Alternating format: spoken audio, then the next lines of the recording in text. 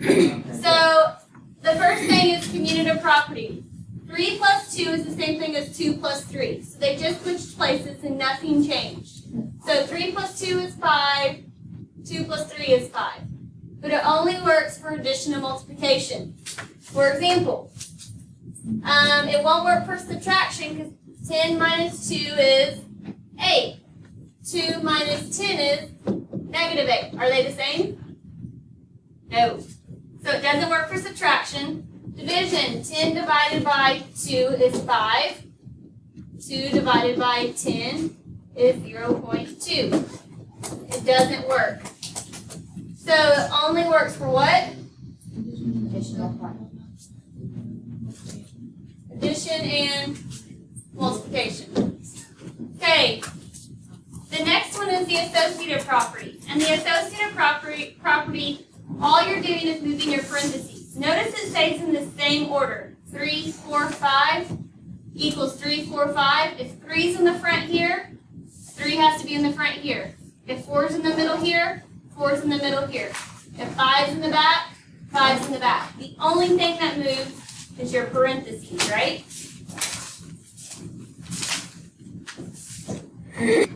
So the associative property only works for addition and multiplication. You cannot subtract or divide in any order. Those things have to go in a certain order.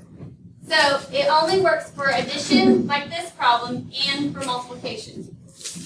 And then the last one is the distributive property. And we call it a distributive property because of a 2-timer. So my grandma has this guy that lives down the street. And she gets really mad at this guy because on Friday night he takes Mary Beth dancing. And on Saturday night he takes Sally Joe dancing, all on the same weekend. And Mary Beth and Sally Joe are neighbors. So she calls him that 2-timer because he's going out with both of them. Okay, so let's look at it. 3 is my 2-timer. He's going to times with 4, and then he's going to times with 5. So he times twice, right? Let's look at it. 3 times 4, 3 times 5. It's a 2-timer. Do you see 2 times there? On 2-timer, on the distributive property, this right here, if that's an addition, this right here has to be an addition. The sign stays the same. If that's subtraction, in the middle you would have what? Subtraction. So the distributive property is like that guy that lives down the street from Grandma, and he distributes time between two of those ladies to take them dancing. So 3 times with 4 plus 3 times with 5. So in math, we always want to know why. Like when you solve something, you're like, but why did you do it that way? So we're going to justify why we did it that way. So the first equation is called given because that's the equation they gave you. When you look at this first equation, it's all addition. So yes, you could do 2 plus 57 plus 28, but is there an easier way to do it? Is there numbers, if you switch them around, that are easier to combine? What 2 numbers? 28 and 2. So I just switched the places, right? 28 and 2, 28 plus 2 is 30. That's way easier to add to 57. So what property says you just switch places? Commutative. So then they said 28 plus 2 is 30. And how did they get 28 plus 2? They just did addition. Then they just said 30 plus 57 is 87, which is just addition. So in your notes, I want you to write down this chart on number 1. Put the given equation and draw 6 boxes. Okay, so this is the equation that they gave you. But a lot of people look at it and think, oh, I can do the distributive property. Why can I not do the distributive property on this? Because it's multiply. There's multiply in the parentheses. What do you need in the parentheses to do the distributive property? An add or subtraction sign. So you can't do the distributive there because there's not an add or subtract sign, right? Okay, so is there an easier way to multiply this? Yeah. Yes? What if I write 15 times 25 times 4 and I put 25 times 4 in the parentheses? Does that make it easier? What property is that? When I move my parentheses. Associative. Oh, yeah. Okay, now in order to solve it, I have to what? What am I going to do next? Multiply. 25 times 4 is what? 25. And I multiplied. And then the last thing I just have to do is multiply. What's 15 times 1? And then add your 2 zeros, so 1,500. And you multiplied to get that answer. So you said it's distributive because there's a plus sign in the parentheses. So you're going to do the 2-timer, 12 times 5, 12 times 10. So you have 12 times 5, 12 times 10. What goes between them? A plus sign, because there's a plus sign there. So this was the distributive property, and we're going to call it the distributive property of addition, so that way you remember, put your plus sign there. Okay, what's my next step? How do I solve it? Am I going to do my parentheses or add? Parentheses. Parentheses. PIMDOC comes into effect, right? So what's 12 times 5? 60. And 12 times 1 and add a 0. So in order to get these two answers, all I had to do was multiply. And then my last step, I know I just added. What's 60 plus 120? 180.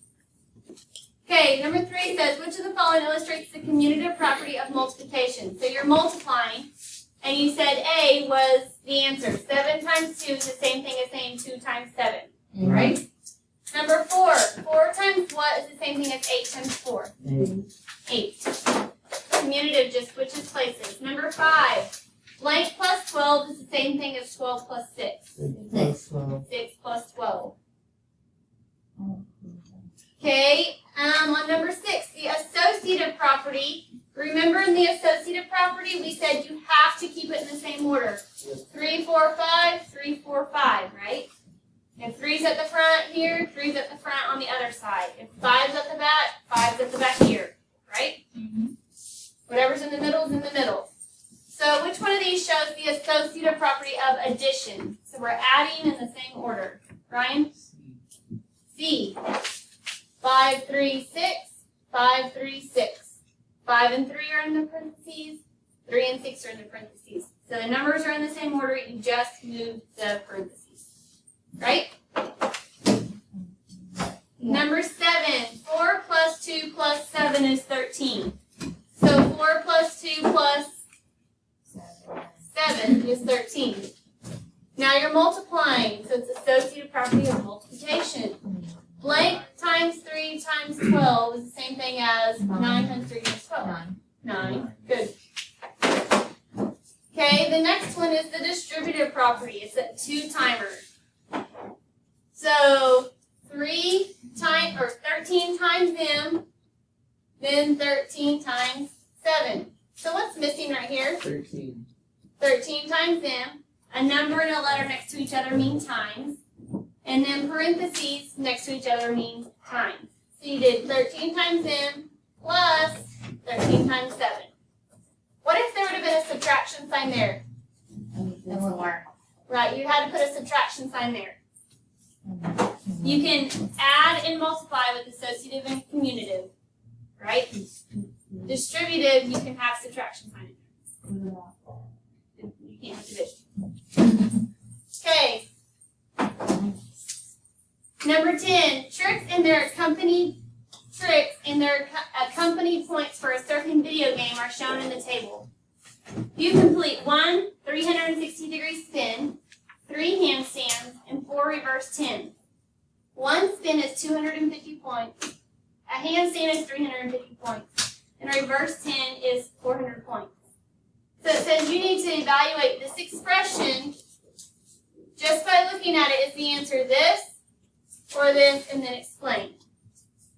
So what's going to be your first step to evaluate that expression? Multiply. So can I put my multiply in parentheses because I need to do those first before you can add? So 1 times 250 is 250. 3 times 350 is 1,050. And 4 times 4 is 16. Add your 2 zeros. One of my 7th graders this morning raised their hands and said, hey, Miss Greg, you don't even need to solve that. You can just tell that this is going to be the answer. Because they all end in a 0. This one ends in a 0. This one ends in a 3. There's no 3 there in the 1 spot. Oh, he's smart. He is smart. So When you add them all up, that was your answer. And you can explain it because you're going to say PEMDAS, or order of operations.